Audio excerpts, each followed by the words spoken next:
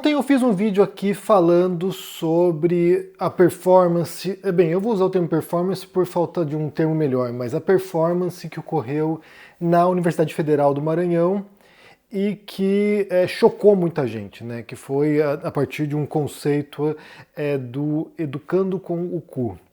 E aí a pessoa envolvida nisso, que é a Tertuliana Lustosa, inicialmente dobrou a aposta, mas depois gravou um vídeo que eu quero ouvir com vocês aqui para pensarmos algumas coisas a mais em relação a esse tópico, porque ainda está sendo muito debatido, a extrema-direita está se refestelando nessa história e, claro, né, vai usar essa história contra as universidades, contra o pessoal de esquerda, contra os grupos que estão lutando por certos direitos, ou seja, é o tipo de situação exagerada que serve como argumento para destruição de direitos, destruição da educação no Brasil, né? Vamos ouvir juntos aqui a fala da Tertuliana Lustosa e depois eu quero pensar algumas coisas com vocês sobre isso. Então ouçam. Eu sou uma trava da peste. E sendo essa trava da peste, eu vou enfrentar todos esses preconceitos, todo esse povo antiquado, todo esse povo que infelizmente não tem... não faz o menor exercício de análise. Poxa, se ela dançasse assim, com essa roupa, desse jeito, num palco, por que isso não causa tanto espanto? Por que a academia tem que ser tão hermética? Por que a academia só pode falar sobre autores e um acadêmico falando pro outro e o povo e a população não têm acesso a esse conhecimento? E outra, cansei de sofrer, entendeu? Cansei de nota, sabe, de diminuir o conhecimento da oralidade. Então a pedagogia que eu proponho é essa, educando com o cu. Então, primeiro tem que falar um pouquinho sobre as reações que eu vi ontem, né?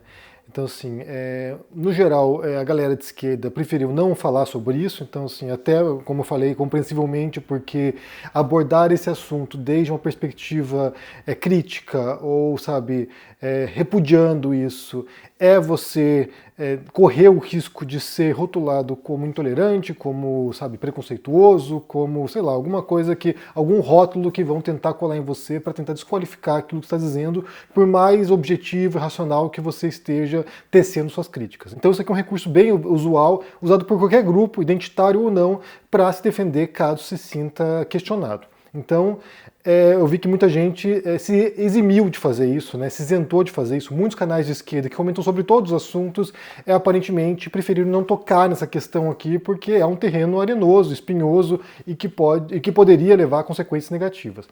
Os poucos canais que eu vi que fizeram isso teceram críticas moderadas, que foi inclusive o caso meu aqui, né? Teceram críticas, eu fui para outro sentido aqui, mas alguns resolveram defender. E aí, surpreendentemente, mesmo os seguidores desses canais, mesmo quem acompanha esses canais, não curtiram a defesa dessa performance. Inclusive tem gente que apagou o vídeo depois porque foi tão negativa a reação que a pessoa se sentiu, sabe, obrigada a retirar o vídeo do ar. E aí, a primeira coisa que a gente pode observar em relação a isso, né, em relação à defesa dessa performance, ou do que aconteceu ali na universidade, é como certas ideias, como certas teorias, como certas, sabe, visões de mundo, quando levadas até as últimas consequências, elas soam absurdas, elas se tornam absurdas, né? Elas se tornam, sabe, inconsequentes. De fato, quando você pega uma teoria, vamos supor, de enfrentamento à opressão, de enfrentamento aos tabus, quando você leva até a última consequência, o negócio soa como um absurdo completo, né? Inclusive isso vale para outras teorias e outras hipóteses e outras visões de mundo que parecem plausíveis, que parecem razoáveis, mas quando você leva até a última consequência, se torna um absurdo. Basta pensar aqui na livre expressão, né? Livre expressão que é um conceito das democracias contemporâneas, que é uma visão que resguarda esse direito de você poder comunicar as coisas, defender ideias, mesmo esdrúxulas às vezes.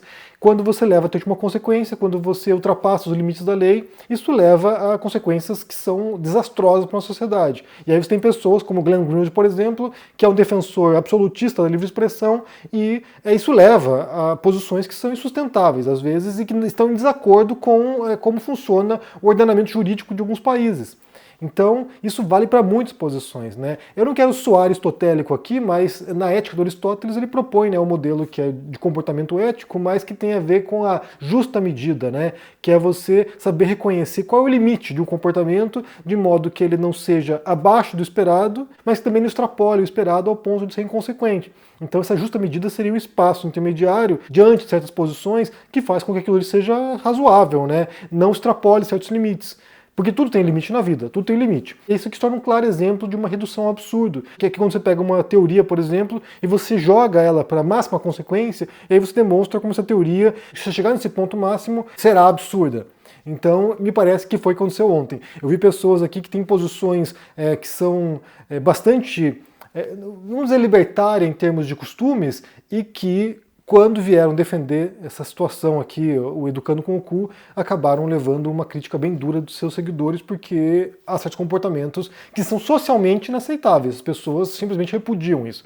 E aí, por outro lado, pensando nesses comentários que vieram também aqui no meu vídeo, né, falar que condenavam a situação, que repudiavam isso, que soava, sabe, de um tremendo desrespeito, é perceber também que já começa, aparentemente, a haver uma reversão em relação a essas pautas identitárias. Então, assim, eu comentei ontem, né, que há esse risco de você demonstrar uma crítica em relação a certas pautas e que isso gera uma reação de cancelamento às vezes, e me parece que as pessoas estão saturadas disso, já estão cansando disso e percebendo como, de fato, extrapolando para esses limites máximos, essas posições são bastante inconsequentes. Então aparenta, com base nesse recorte, né, nesses comentários que eu observei, aparenta que muita gente de esquerda, progressista, já está de saco cheio de ter que lidar com esses absurdos, até porque isso contamina as pautas da esquerda, né? Pautas relevantes, pautas, sabe, que são de fato importantíssimas para ajudar a classe trabalhadora e os mais pobres, que acabam sendo contaminadas por causa de excessos como esse, por causa de absurdos como esse.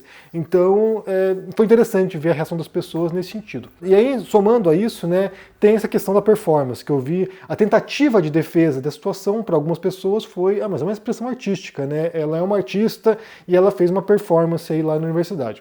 E aí, mesmo se fosse isso, que eu acho que não era isso, mas mesmo se fosse isso, né? Mesmo se fosse isso, mesmo a arte, mesmo uma performance artística, também pode ser criticada. Obviamente, né? Tanto que você tem crítico de arte. Você tem gente que é crítico de música, crítico de cinema, ou seja, uma performance artística também pode e deve ser criticada com base em vários critérios existentes, critérios objetivos, subjetivos, mas você pode criticar uma obra de arte, obviamente. E aí entra muitos aspectos em relação à obra de arte, né? Entra muitos aspectos, inclusive o local, o momento, como é feita, sabe, se é apropriado ou não, se ela, sabe, expressa alguma coisa relevante ou não. Então, assim, há muitas coisas que você pode analisar numa expressão artística.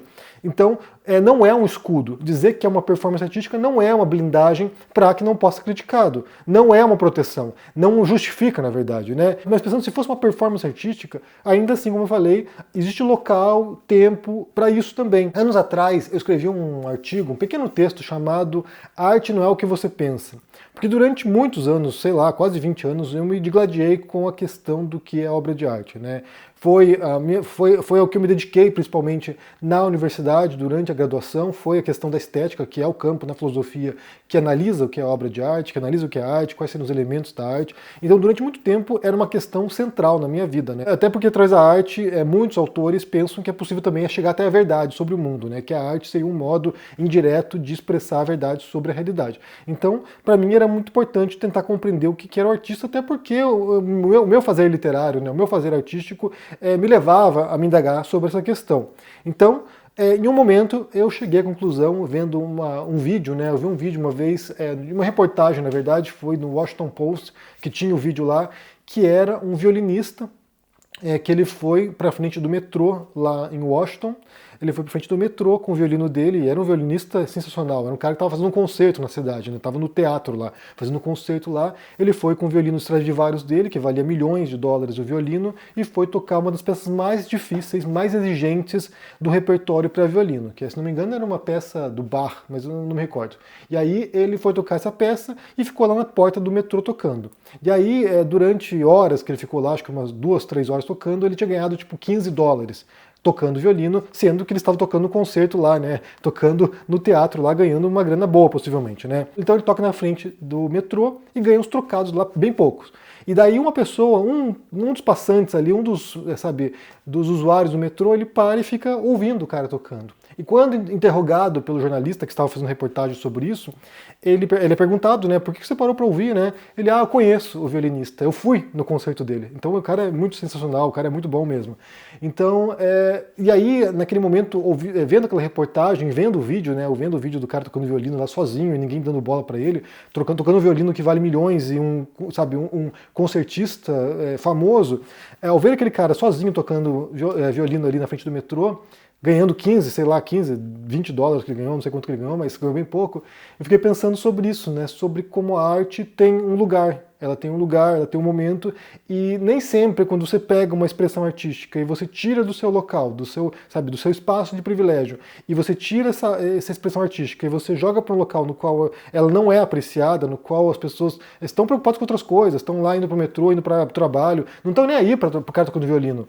Podem estar preocupados com outras coisas. Pode ser que um outro tipo de expressão, sei lá, alguém dançando break dance ali, se interessasse mais do que o violino. Mas ao tirar do seu espaço de privilégio, aquela forma artística, ela é despida de significado, muitas vezes. Se você pega um quadro de um autor importante e você pendura, sei lá, num tapume de uma construção, aquela obra de arte que pode valer milhões, talvez aquele tapume ali não valha nada para quem passa na frente daquele tapume. Então a arte ela tem o seu local. Eu escrevi esse artigo muito antes de descobrir a chamada teoria institucional da arte, que diz basicamente isso, né? Que a arte é aquilo que se convenciona chamar de arte. A arte é aquilo que o mundo da arte, né, quem está envolvido no mundo da arte, os artistas, os críticos, os donos de galeria, os curadores de museus, sei lá, quem faz essa seleção para um concerto, as pessoas que estão envolvidas nesse mundo da arte são aquelas pessoas que determinam o que é arte e aquilo que não é.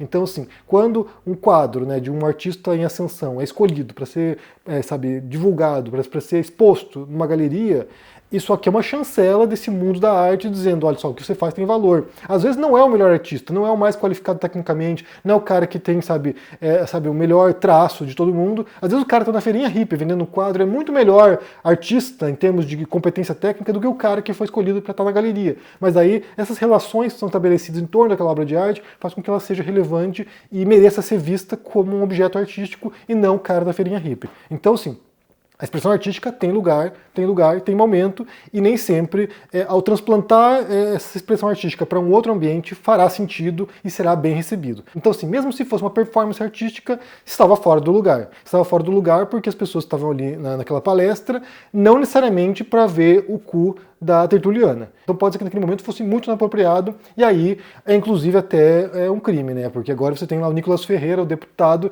querendo acionar a PGR para investigar a situação e possivelmente para criar normas para restringir a liberdade nas universidades. Então, sim, esse tipo de ato acaba servindo de pretexto para a extrema-direita crescer e usar isso para demonstrar como a esquerda é imoral, como a esquerda é inconsequente, como a esquerda viola a lei, e assim por diante, né? Ou seja, os argumentos recorrentes de como a esquerda visa a destruição dos valores da sociedade, visa a destruição da família, visa a destruição dos valores judaico-cristãos. Então, um caso particular desse se torna, a âncora, o elo para poder passar leis que vão prejudicar as pessoas. Em essência, pelo menos, né? E aí entra uma outra questão que não envolve a questão da arte, né? Que tem a ver com a noção de que se aquela obra atinge o objetivo que se propõe. E aí a gente pode pensar, né, em muitas formas de expressão artística que visam, por exemplo, o belo, né, o sublime, e causar uma sensação, algum tipo de comoção interna no ouvinte de uma música, de modo que você se emocione e mova você, né, mova você de algum modo. Ou que gere uma reflexão, ou que gere uma crítica, ou que gere algum tipo de inquietação, e assim por diante. Há muitas propostas possíveis no interior da obra de arte, né. As expressões artísticas não são idênticas, não são iguais. E aí, claro que a gente pode pensar sobre até que ponto que essa expressão supostamente artística levaria ao objetivo dela, né? Não me parece que tenha sido isso. Pelo contrário, levou a uma rejeição, levou a um repúdio, as pessoas estão indignadas. E mais uma vez pensando sobre o local, né, sobre o local apropriado para a expressão artística, é claro que mesmo assim pode ser criticado, né? As pessoas criticam a Anitta pelo modo como ela se veste, pelo modo como ela se comporta no palco. A MC Pipoquinha, por exemplo, a gente fez vídeo aqui falando sobre isso, né? Simulando sexo no palco. A Madonna fazendo show lá em Copacabana, simulando sexo oral na frente de crianças. Ou seja, você tem várias circunstâncias no qual isso é questionado e isso ponto para reflexão. Até que ponto que você pode usar espaços que são espaços de acesso geral das pessoas para isso. E a gente pode, inclusive, retornar aqui a outros momentos no qual expressões artísticas geraram um certo repúdio ou uma certa inquietação, quando foi, por exemplo, no Santander Cultural, no Queer Museum, e teve lá aquele artista que estava nu e uma criança tocou ele, que nesses casos em particular, as formas de expressão artística estavam nos seus espaços de privilégio, né? Estavam dentro do museu, estavam numa exposição, então as pessoas que foram ao museu viram aquilo ali, né? Então elas saíram de casa e elas foram em contato, elas foram buscar ativamente ver aquela obra de arte, aquela expressão artística, aquela performance. Não é esse o caso, né? Que as pessoas estavam lá num debate, sei lá, num simpósio, numa fala, então assim, não era o que eles estavam buscando, não estavam buscando ver o cu da Tertuliana, eles estavam buscando outra coisa. É claro que ela estava na mesa ali e poderia se imaginar que faria algo parecido, mas não era aquilo que se esperava, não era o espaço da expressão, não era o espaço da performance. Então é claro que nesse momento há um choque de espaço e de momento. Então quem está criticando não está necessariamente criticando porque é trans, ou porque sabe, é uma expressão artística que foi incompreendida, ou porque é transgressor, ou porque está quebrando tabus, ou porque está avançando pautas importantíssimas para a comunidade trans. O que está em pauta aqui é o local inapropriado, né? O local inapropriado e como fazer isso está servindo sim de justificativa para que a extrema-direita, mais uma vez, ataque a universidade no Brasil, que é uma questão que foi durante todo o governo Bolsonaro, né? O modo como eles usavam a universidade como se fosse esse espaço de recrutamento de militante, como se fosse um espaço no qual a pessoa entrasse para estudar e saísse, sabe, alguém querendo fazer uma revolução cultural no Brasil. E claro que não é assim também, né? A gente sabe que a universidade é um espaço plural e no qual muita gente está lá e nem sequer está, sabe, em contato com esse tipo de pauta. Está lá fazendo suas coisas, estudando e sei lá o que pretende. Mas é claro que você cria um factoide, você cria lá esse estereótipo e isso serve sim como justificativa para tentar desmantelar ainda mais a Universidade Federal no Brasil, né? Bem, me diga o que vocês pensam aqui sobre essa história, né? Sobre a justificativa aqui, sobre o vídeo que a Tertuliana fez aqui sobre essa história, bem que justificando, mas dizendo que vai continuar lutando e como, mesmo se fosse uma performance artística, se você achou que foi apropriado ou não o espaço, o local. Se fosse num teatro fazendo isso lá, a pessoa pagou para assistir, né? A pessoa pagou, foi lá ver a Tertuliana mostrar o rabo lá. Mas dentro de um espaço universitário, se isso soou para você, mesmo se fosse artístico, né, mesmo se fosse uma performance, se isso seria apropriado. Deixa embaixo no comentário, deixa o joinha, se inscreva no canal aqui, ativando o sininho, isso é muito importante para ajudar aqui no engajamento. Se torne um membro, dá uma força e se cuide por aí. Um forte abraço e até mais. Tchau!